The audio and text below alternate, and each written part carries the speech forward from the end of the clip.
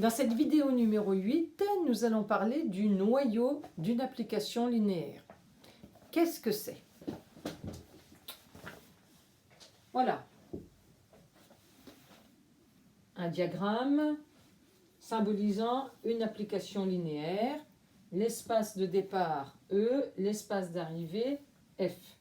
Qu'est-ce que c'est que le noyau? En fait, on va s'intéresser à tous les éléments de l'ensemble de départ, c'est-à-dire de E, qui sont envoyés par F sur le vecteur nul de l'espace d'arrivée. Autrement dit, ici, on va regrouper ces vecteurs-là. Voilà, c'est ça le noyau. Et on va lui donner un nom, ker F. Ker étant l'abréviation de kernel qui vient de l'anglais. Ker de F,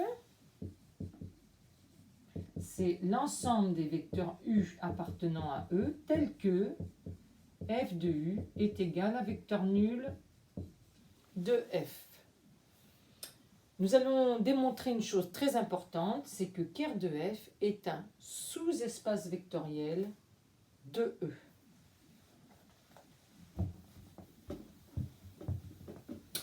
Pour cela, on doit démontrer trois choses: que ker de F n'est pas vide, que ker de F est stable par plus et que ker de F est stable par point. Ker de F n'est pas vide. En effet,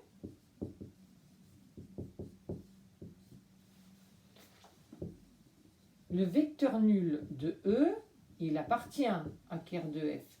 C'est quelque chose qu'on a démontré dans la vidéo numéro 6, me semble-t-il, 6 ou 7, mais c'est que F du vecteur nul, c'est forcément le vecteur nul de l'espace d'arrivée. Donc, obligatoirement, le vecteur nul, il est dans ker de F.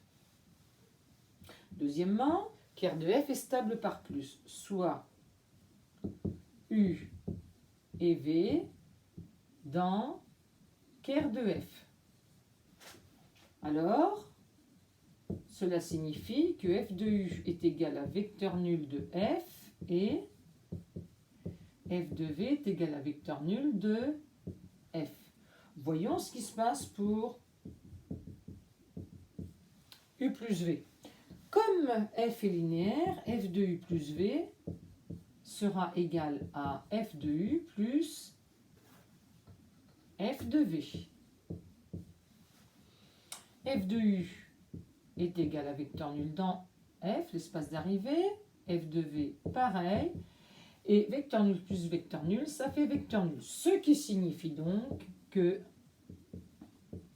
U plus V appartient à ker de F. Démontrons que ker de F est stable par point.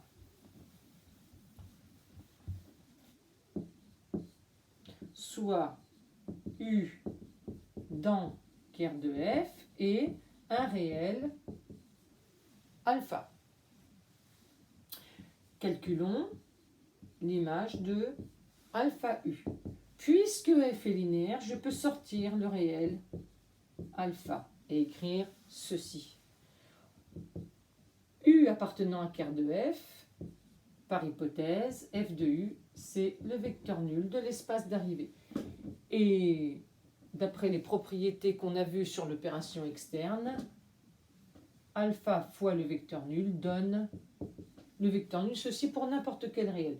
Donc, alpha U étant envoyé sur le vecteur nul, alpha U appartient à ker de F. Ce qui signifie que ker de F est un sous-espace vectoriel. C'est un sous-EV de E, de l'espace de départ. Et qui dit sous-espace vectoriel dit base, dimension, etc.